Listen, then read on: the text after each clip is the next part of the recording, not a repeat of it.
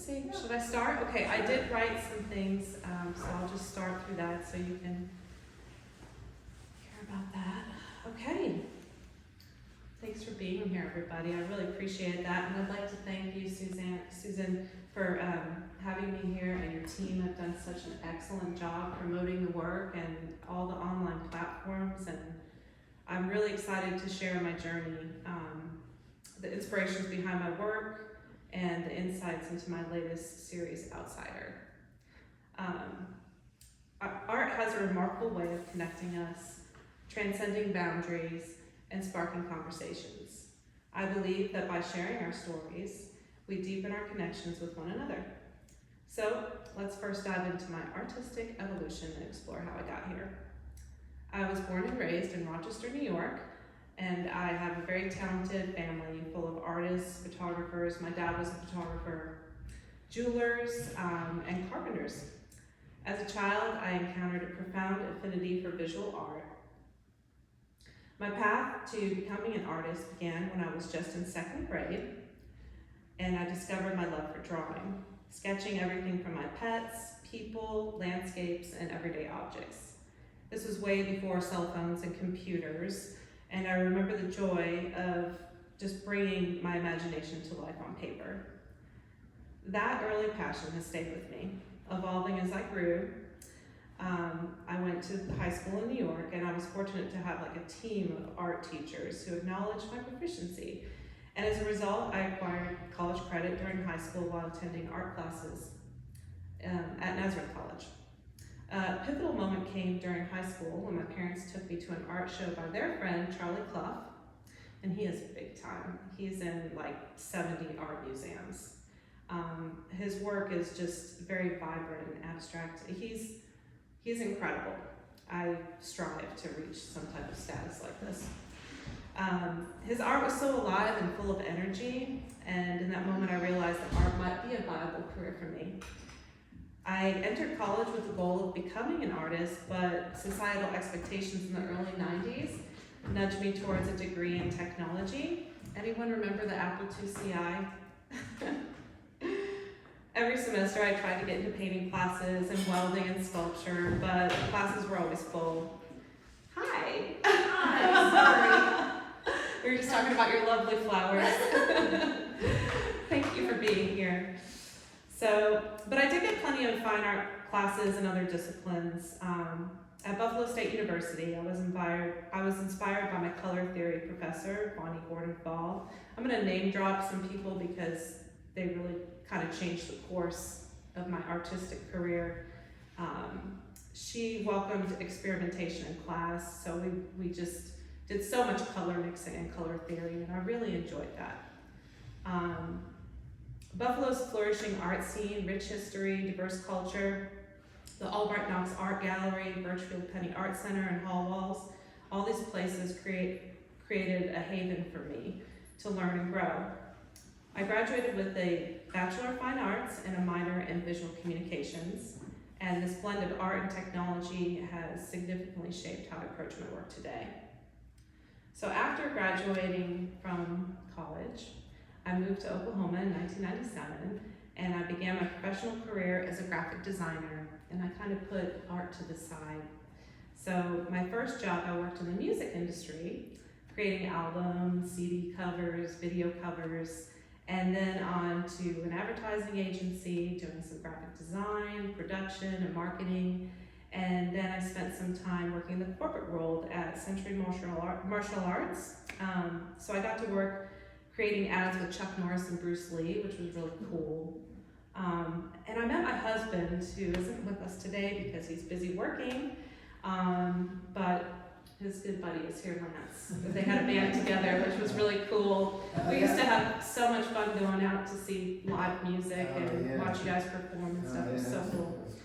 I started working at Huff and Bikes, where I created graphics for worldwide publications, designs and decals for BMX. I'm not a BMXer, so I kind of felt like a Wizard of Oz of sorts, kind of behind the curtain, and just kind of putting all this stuff out in the world for these 16-year-old boys riding these 20-inch bikes, 16-inch bikes actually, sorry. I even got to design a set for Universal Studios, all for Oklahoma's own BMX godfather, Matt Hoffman.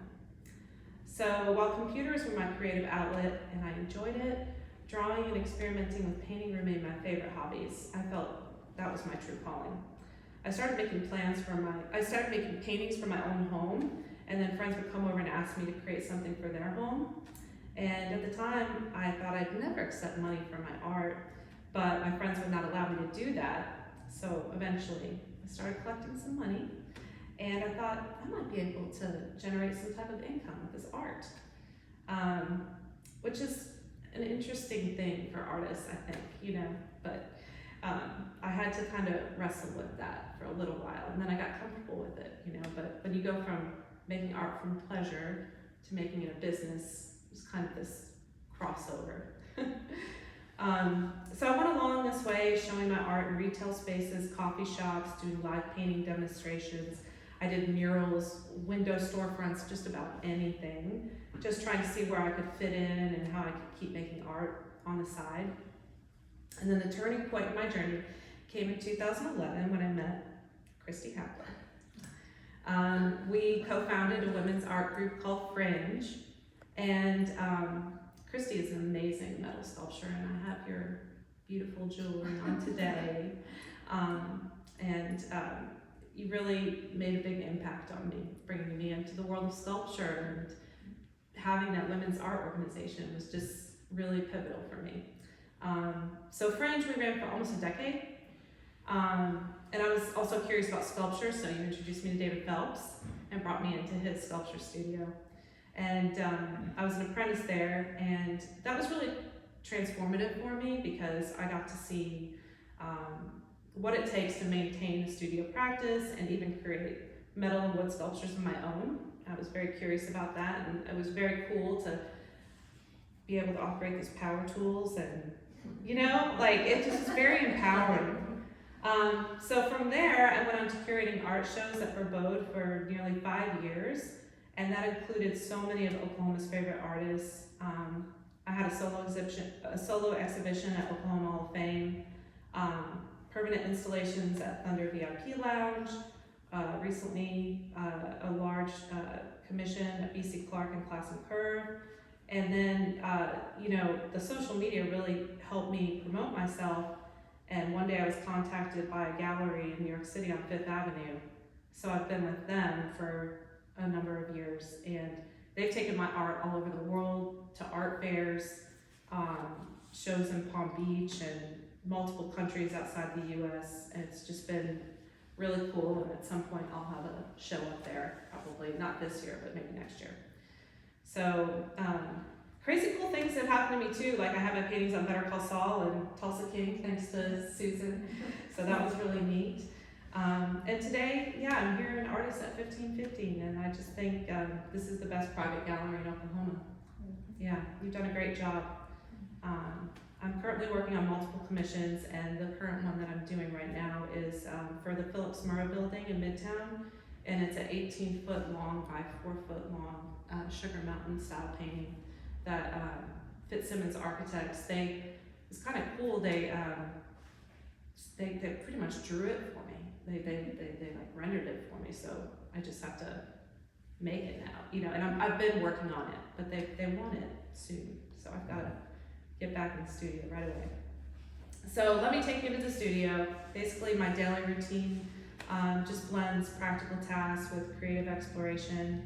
I start my day with a walk, some music, and I love matcha, so I drink that. And just kind of get into a ritual that sets a positive tone for creative work.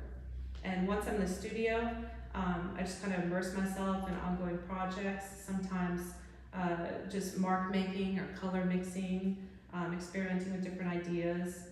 I found that surrounding myself with multiple works kind of fosters an inspiring atmosphere. So I might shift colors or textures from one piece to another, allowing ideas to just kind of evolve organically.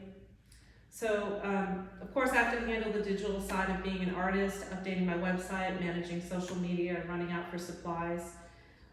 Sometimes that just feels really difficult for me. I wish I could just make the art, you know, but unfortunately we have to do that these days. They're crucial for visibility in today's art world. So it's not just about creating, it's also about engaging with the community and sharing our work with the world. So being an artist all my life and a graphic designer for 15 years, I'm always working on a variety of creative projects, and I like to find those visual solutions and utilize a variety of tools and mediums just to transfer from project to project. So sometimes maybe a graphic design project kind of might influence the art, but I don't necessarily create the art on the computer and then, you know, go into the studio. They're really separated because I use art more as an outlet to escape the technological realm. So I'm just striving to find a balance between my intention and try to find some type of serendipity in my process and my finished work. So just being an artist, I'm a visual hunter. I link certain aesthetics that I've collected mentally together, and I infuse those into my work. I'm especially drawn to weathered industrial objects, earthy hues, and things that possess an austere character. I'm profoundly sensitized to my surroundings, and I think that overlooked items become more intricate with closer inspection. My art and simplicity of these discoveries in accord with our ever-changing environment, materials, and the compositions perpetually change in relation to my time and life experiences. By working intuitively and switching mediums, I'm always creating something new, and I'm trying to draw attention to themes of transformation, capture conditional actions, and mirror the way nature might affect its surroundings. I think my grandfather would always say that only God can paint the sky, and I always think that like nothing will ever like visually be more beautiful than nature, you know, but I'm always striving to mimic it. I see my artistic style as abstract and organic, and I hope it serves as a quiet escape from our fast-paced digital lives.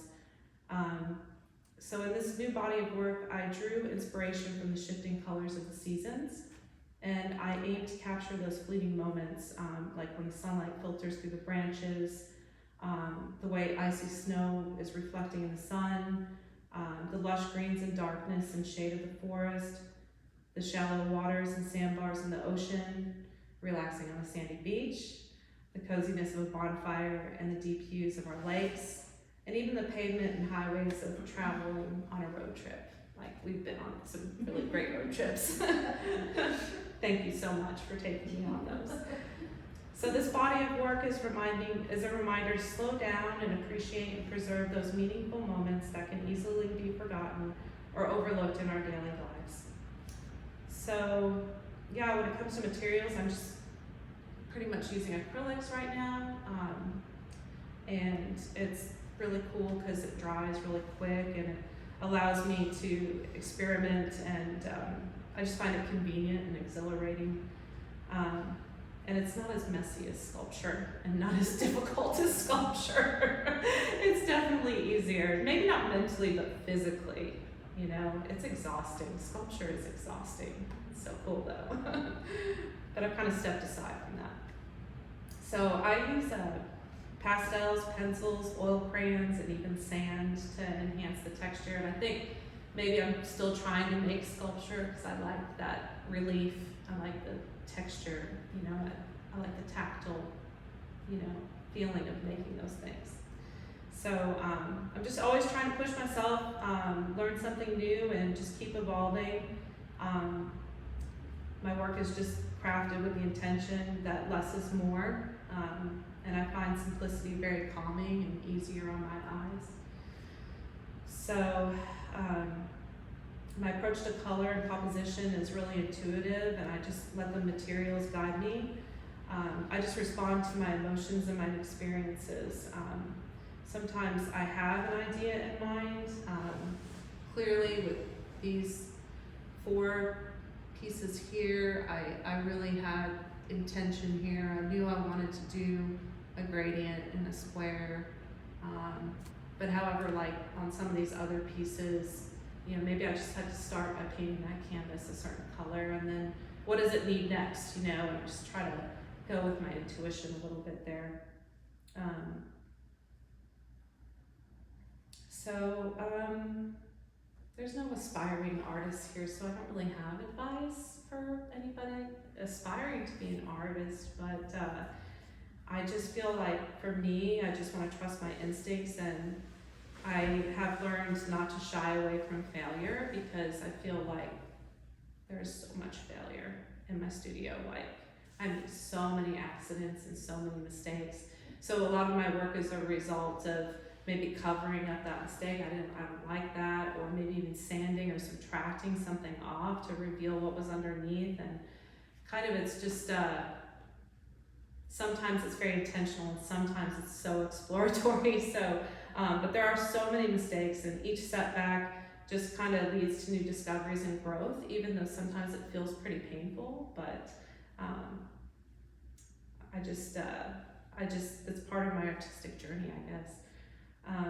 I draw inspiration from traveling, being outdoors, being in nature. I love to look at interior design and architecture too. And I really, I found inspiration in movements like outsider art. The beauty of being different really resonates with me. I find it exciting. And there's other artists out there like Gerard Richter, Agnes Martin. Their approaches to abstraction and their exploration of color and form significantly influences my work. I also admire Eva Hess, or is it Hesse? Eva Hess, I think it's Eva Hess, isn't it? Donald Judd, Robert Ryman, Ellsworth Kelly, and Richard Diebenkorn, among others. And I can see that my work aligns with several styles, including expressionism, impasto, naturalism, assemblage, wabi-sabi, and dansequoia. I didn't know what dansequoia was. I don't know if anybody here does either. But I thought I was doing something really original with these pieces here, these kind of mosaic pieces. I call them Sugar Mountain. And then I get online and I look, and since like the 70s in Korea, they've been doing these monochromatic textural paintings. They're just awesome. And I was like, it's that collective subconscious, I guess, you know. Here I am thinking, oh, you're doing something new. And no, it's already been done before. Staying motivated, I try to set goals and intentions for my individual pieces, but again, I understand that mistakes happen. So I just have to remain open to change. If something isn't working, I just paint over it. Like I said, I work on multiple pieces at a time. I again think I might have a little ADD. I've never been diagnosed, but I can't seem to stay on one thing at a time. I have to let that paint dry, jump over to another piece, and so I'll work on quite a few pieces at once. So I enjoy sketching in my notebooks and jotting ideas down to ensure I don't forget them.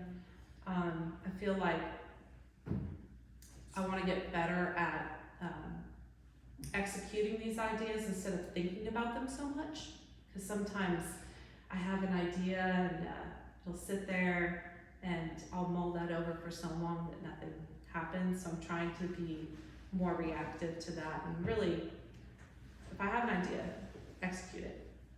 And I'm just so fortunate to have a wonderful group of artist friends that we get together and we discuss art.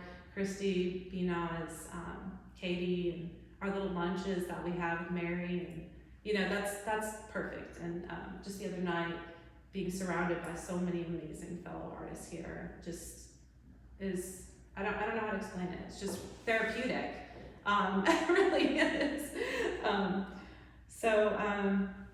Yeah, I'm trying to reflect on my progress and appreciate my work. I know that every piece of art that I release out into the world has the potential to connect me to a new experience and meet new people and be a vehicle for more travel and more opportunities. So I feel like I've grown through this latest series.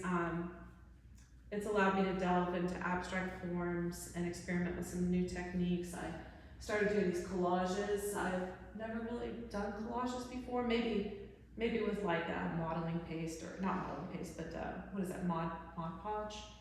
You know, like tearing out magazines, and it's just really fun. I think Marilyn Artis, she held a workshop at Oklahoma Contemporary, and that was probably like the closest thing I'd ever done to doing collage work, and that was really fun. But then when I'm in the studio, I instead of just dumping that extra paint and getting rid of it, I'll put it on paper, and I'll just keep adding to that paper, and then eventually I'll start tearing the paper, and then start arranging the paper, and so I just don't want to throw anything away, especially if I've mixed up like a really good color or something. You know, what can I do with that? So I just feel like I've gained a deeper understanding of how, you know, capturing these meaningful moments and just kind of celebrating the beauty of our surroundings.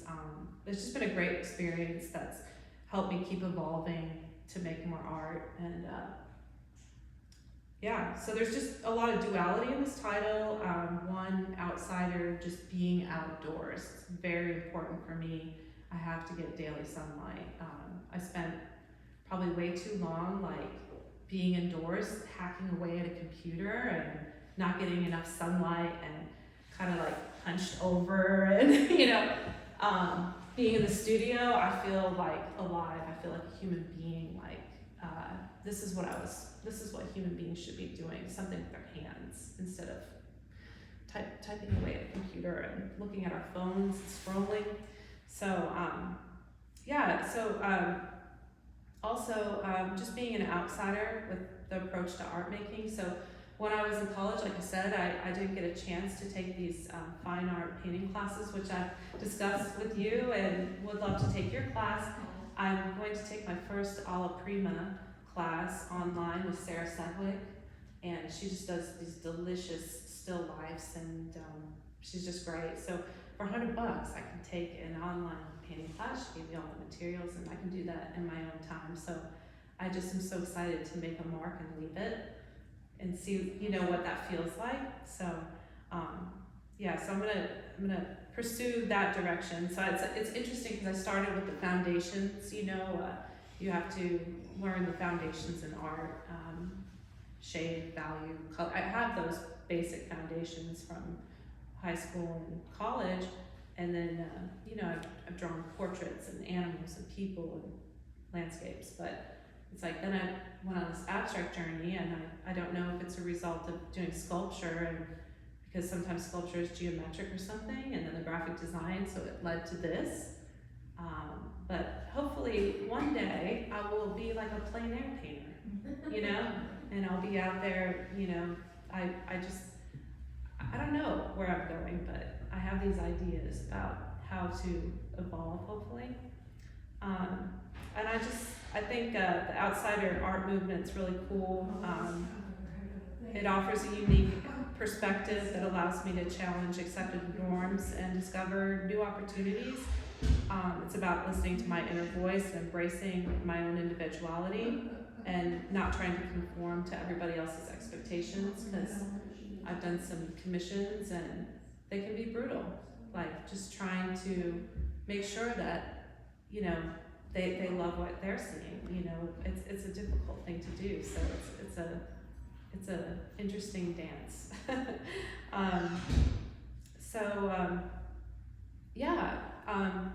So in closing, I just want to read this excerpt from a coffee table that I found on one of my most recent hikes. I just feel like other people write so much better than I do, and this is kind of cool, but if anybody likes hiking, they may connect with this, but it's called A Natural Progression from Stranger to Guest to Family. So when many people first head out into the wilderness, they feel like a stranger in a strange land, out of their comfort zone. Odd sounds, weird smells, too hot, too cold, too wet, too much. The first time may prove to be the last. For those that persevere, and in doing so, learn to accept the natural world on its own terms, a transformation can take place. Slowly but surely, one becomes accustomed to the conditions that hitherto had been a catalyst for fear and anxiety. As experience accumulates, worries and doubts begin to fade. And with this heightened sense of connection comes a magnified feeling of responsibility, an unwritten duty of care with Mother Nature. Spending time out in the woods goes from being an occasional footnote to a fundamental part of your life. The stranger has evolved into a regular guest. In the third and final stage of this natural progression, the guest becomes a family member. Regardless of season or environment, a sense of flow and belonging permeates your outdoor excursions. From a tangible perspective, wildlife seems less skittish in your presence or you in theirs, and navigating obstacles such as rivers, desert crossings, snowbound terrain becomes matter of course. No drama, no need to second guess. You know what needs to be done, and you do it. That's not to say that you ever make mistakes, but it does mean that when errors invariably occur, you look at them as learning experiences rather than negatives or reasons not to return. From an intangible perspective, feelings of separation have disappeared, replaced instead by a sense of union with your surroundings. The natural progression described above is more of a confirmation than a revelation. It's coming home, but at the same time realizing that your spirit never really left. Our connection with the environment is innate. So while it may seem like Mother Nature is teaching, I've long suspected she is simply sending us reminders. I just love the way that that is written about nature, because I feel like that is about life and about art making too. So that's everything I have to say, and thank you for being here today and allowing me to share my artistic journey.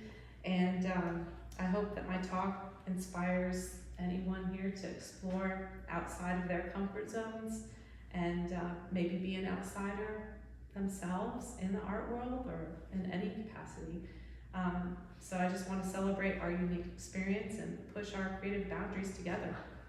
So I'd just love to discuss anything or answer any questions that anybody has. I can't believe that was a half hour. And I like a half hour on the dot. Dang. Wow. So does anybody have any questions about anything? Any pieces in particular? Or? The sequence in which these were created, I'm assuming these were the first, and then these later. What about the one with the little circles? Yeah, so the first piece that I created for this show, or just in general? Just in general. In general, that's a good question. I'd have to rack my brain to like go back. All right, so yes, that would be an older piece with the circles. But I did create this new, this is from my Element series. I was trying to just do the mark making and hopefully take those marks and merge them with other things that I had made in order to create something new. But I can't help myself from enjoying the simplicity of just one thing. Every time I try to combine things, sometimes I just feel like it's too much static or too much against each other. But for this show, there are some pieces over there that I call the Zen series where I just mixed some paint and I just started carving it out with a palette knife. So the first piece is Midnight Blue, and then I started those other ones just to start somewhere. It's interesting too because I do have some abstract works where I have pulled elements together. Like I've taken more of this ethereal style and stamped it with these type of elemental geometric forms, trying to merge something fluid with something geometric, because I feel like that juxtaposition is very interesting. But again, I keep reverting to this really simple stuff. So it's hard for me to answer where I started, but I would say just with the simple marketing first. And then the Sugar Mountain series I've been doing, my brother had a life-threatening surgery, and I had a huge studio space at the time, and I had all these paintings around me, and I don't like to waste any of that paint. So I took that modeling case and paint, and I just made a mark. And then I turned around, and I had more paint, and I just kept doing that. And at first I had not covered an entire canvas. I just kind of had these marks separated on there, kind of like raindrops, I guess, with mom Jason's head. And then I had the compulsion to fill the whole thing. And then it just kept layering and building and building. And that's why I came up with Sugar Mountain, because it's kind of a mountain texture. And then Neil Young was playing, and there's a song called Sugar Mountain, and I thought, oh, what a great name for a series. And also, you know, I didn't plan on like making more of these ever, but money's important, and then people liked it, and so I got these commissions to do these Sugar Mountain paintings. At one point, I worked with an interior designer here in town. She just had very specific set colors that she wanted me to use. She was on vacation and she sent me a picture of her toenail polish. I was like, I'm never doing this series again. Now today I'm working with architects that send me samples and stuff like that. I don't have any problem. It just kind of took me a while to get over that, to be where I'm at. I don't know how many more of these I'll make. I don't know. They're intense. It's intense work because there's a lot going on there. And then I had all 4 of those next to each other while I was working on them, because at some point I thought, oh, it'd be cool if all 4 of them were installed next to each other. But it has to be a very large space. It's very loud, actually. So for this show, we decided to separate them. It's definitely more calming, because I want it to feel tranquil and calming. I don't want anybody to have a seizure. So yeah, but that's a good question, and I don't know if I could really answer that. I think it would be cool, and I've seen other artists. I think Danny, I've been on his website, and I think he's separated his work by year, and I think that's really cool. So somebody could see that progression. I just haven't done that yet. I just think it's interesting in what sequence, you know, this happened and this came along. And, you know. One thing leads to the next. Right. I purposely mixed up 4 colors for this show: green, blue, red, and neutrals. And I wanted to have that so it would bring all the work together somehow, some way. But I have so many kind of ideas and kind of impulsivities that, is that a word? Impulses is probably a better word. Literally I'm spinning around in my head and physically, like I'll take something from one piece and turn around and put out another, and I can be working on that Sugar Mountain and that piece at the same time. Because it's like a break in between the two. So I would love to be able to concentrate on one thing at a time if somebody could show me how to do that. And maybe with the alla prima painting, because it's done in one sitting, that may be something that I would enjoy very much. Yes. So, yeah. I want to find a flow, you know? And right now I feel like I am flowing, but it's, I don't know, again, if it's the attention deficit, which can be a superpower, you know, really. But we are so inundated by so many things right now, like, you gotta answer this text, you gotta answer this, you gotta do that, and you gotta turn your TV on, and you know, you're just constantly, all of us are just, you know, so maybe I've kind of got some anxiety from that, and I'm trying to slow down and just do what I can and enjoy that. I'm 51 years old, and I just really, I want to slow down, you know? Less is more to me. So, yeah, I don't know if that answers the question. I think I spun around a little bit, but yeah. Yeah. Thank you, Lawrence. Thank you. Yeah. It's fun. I think we'll definitely pursue more of the collages. Those 3 pieces on the back, I wasn't even gonna put them in the show because the resin or didn't completely cover the different mediums that I have on there. And I thought it looked sloppy, and I thought for sure somebody's gonna be like, oh, that's sloppy work. And my family said, oh no, those are our favorites, and they really liked that one too, where I actually merged two colors together. That's out of my comfort zone, because I really work monochromatic most of the time. So I'm hoping that I can kind of pursue more of that direction with the abstract work, more collaging, merging with colors, and you know, I'm just kind of baby stepping, you know. So yeah, it's fun. I know I'll be an artist, but I think art is life. I think everything you do is art. You know, even people who say they can't draw a straight line, they still have art in their life.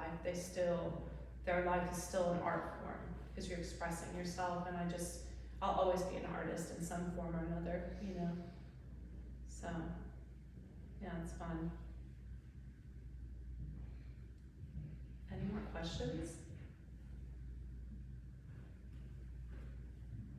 Thank you all for Thank you, coming Christie. so much. So Thank you cool. so much. I really appreciate that.